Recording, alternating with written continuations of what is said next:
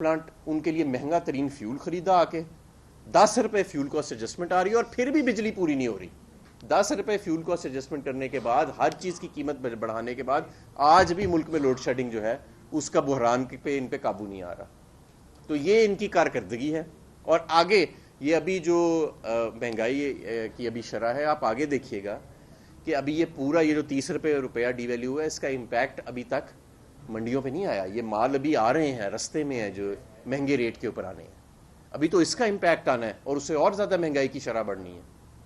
تو کہنے کا مقصد یہ ہے کہ معیشت جو کہ ایکسپورٹ ہماری بلند ترین تھی, بڑے درجے کی صنعت ہماری 10% پہ گرو کر رہی تھی, ہمارے آخری مہینے تک جب ہم چھوڑ کے گئے ہیں, ٹیکس ریونیو کلیکشن آپ کی ٹارگٹ ایکسیڈ کر رہی تھی, آج وہی اکانومی جو ہے وہ ہمیں ریسیشن کی طرف لے کے جا رہے ہیں, منداپن کی طرف لے کے جا رہے ہیں. خود ہی اس کو دیوالیے کے قریب لے کے گئے اور خود ہی کہہ رہے ہیں دیکھو ہم نے دیوالیے سے بچا. او بھائی, تم نے دیوالیے سے کیا بچانا ہے؟ تم نے معیشت کا بیڑا غرق کر دیا ہے, ایکسپورٹ نیچے جا رہی ہے, صنعت بند ہو رہی ہے, آپ کی شرح سود بلند ترین سطح پہ, مہنگائی کی شرح بلند ترین سطح پہ. تو ایسے تو ملک نہیں چلے گا. تو معاشی استحکام اور سیاسی استحکام کے لیے ضروری ہے کہ ہم عام انتخابات کی طرف جائیں اور اپنا دل کھولیں, عوام کے فیصلوں کو قبول کرنا سیکھیں, عوام پر اعتماد کرنا سیکھیں, بند دروازوں کے اندر فیصلے کر کے, سازش کے ذریعے فیصلے کر کے چند خاندانوں کو اس ملک کے اوپر مسلط کرنا ہی پاکستان کا مقدر نہیں ہے. پاکستان اس لیے نہیں بنا تھا. اور 75ویں سالگرہ پہ انشاءاللہ تعالی آج رات کو پاکستان تحریک انصاف کے قائد ایک بڑا اعلان کریں گے اور یہ سازش کو بے نقاب کریں گے. اور میں عوام سے بھی یہ کہنا چاہتا ہوں کہ عوام کو پاکستان میں آج بھی اپنی طاقت کا اندازہ نہیں. جب آپ باہر نکلتے ہیں اور سڑک پہ اپنا پیر رکھتے ہیں تو آپ یقین مانیں یہ جو سازشی ٹولہ پاکستان میں بیٹھا ہے, صرف یہی نہیں, واشنگٹن تک ان کی نیندیں حرام ہو جاتی ہیں. پاکستان 5واں بڑا ملک ہے دنیا کا آبادی کے لحاظ سے, اور جب اس کی آبادی باہر نکلتی ہے, جب اس کے لوگ باہر نکلتے ہیں, تو یہ جو سیاسی زلزلہ ہے یہ بڑی دور تک جاتا ہے. بیرونی قوت کو سمجھ آ گئی ہے کہ یہ وہ قوم نہیں ہے کہ جس کو ٹیلی فون اٹھا کے فون کیا تو یہاں پہ حکومتیں بدل گئیں. یہ 80 کا پاکستان نہیں ہے کہ یہ چینل بند کر دو, وہ چینل بند کر دو, اس کو اندر پکڑوا دو, اس کو وہاں پہ مروا دو. شہباز گل کے اوپر جسمانی ٹارچر کیا گیا, اس کے نشانات موجود ہیں. شہباز گل کو غیر قانونی طور پہ حراست میں رکھا گیا ہے.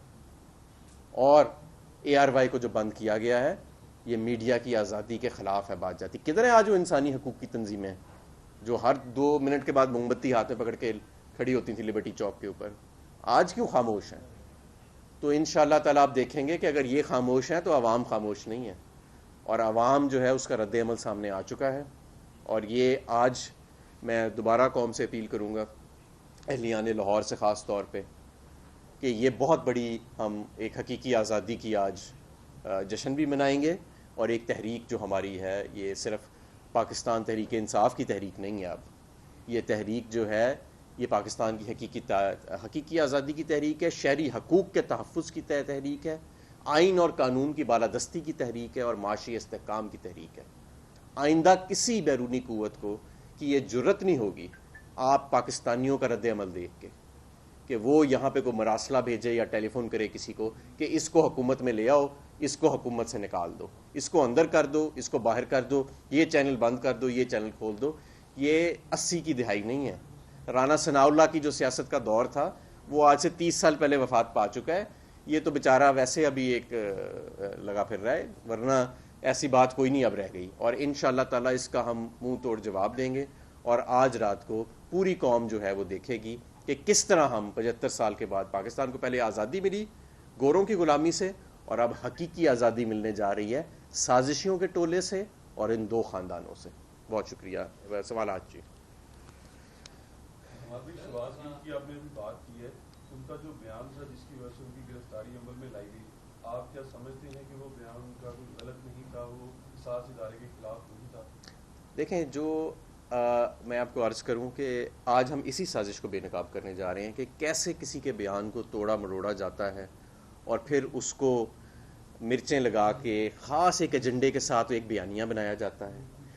شہباز گل کا بیان شاید اتنا خطرناک نہیں تھا, لیکن جو بعد میں بیانیہ بنایا گیا وہ زیادہ خطرناک بن گیا.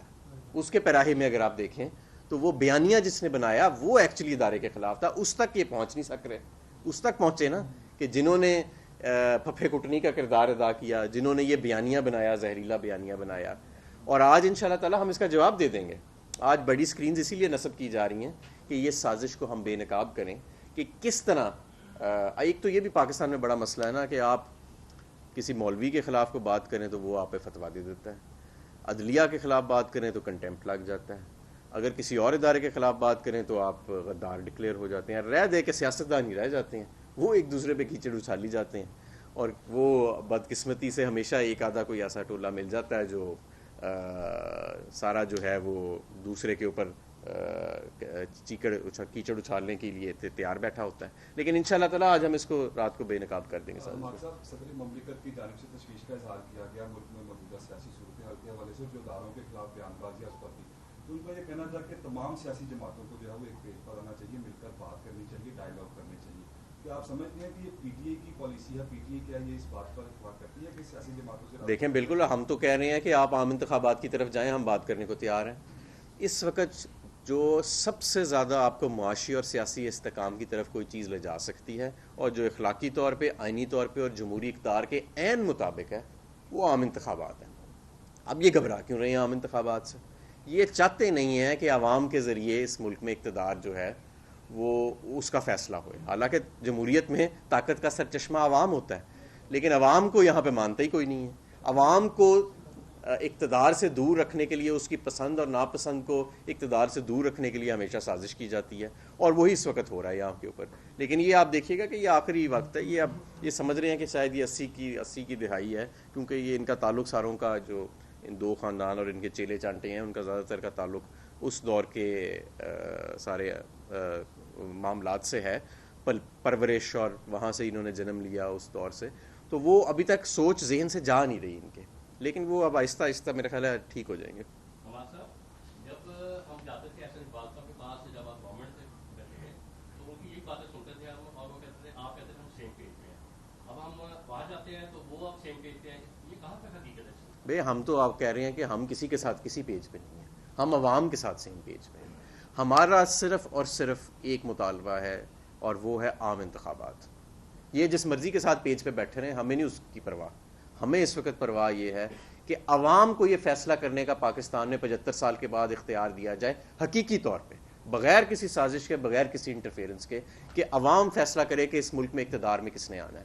یہ جتنی سازش کی جا رہی ہے نا، یہ چینلوں کو بند کرو، فلانے کو پکڑو، فلانا لوٹا پیدا کرو، یہ ساری سازش اس لیے کی جا رہی ہے کہ عوام کو اقتدار سے دور رکھا جائے، عوام کی خواہش، عوام کے فیصلے کے مطابق پاکستان میں اقتدار نہ آئے. کیونکہ کچھ لوگ سمجھتے ہیں کہ ہم عوام سے زیادہ سمجھدار ہیں اور ہم یہ فیصلہ کریں کہ کون سی جماعت اور کون سے لوگ جو ہیں وہ اقتدار میں ہیں، پر ایسے اب ہو نہیں سکتا. یہ دور بدل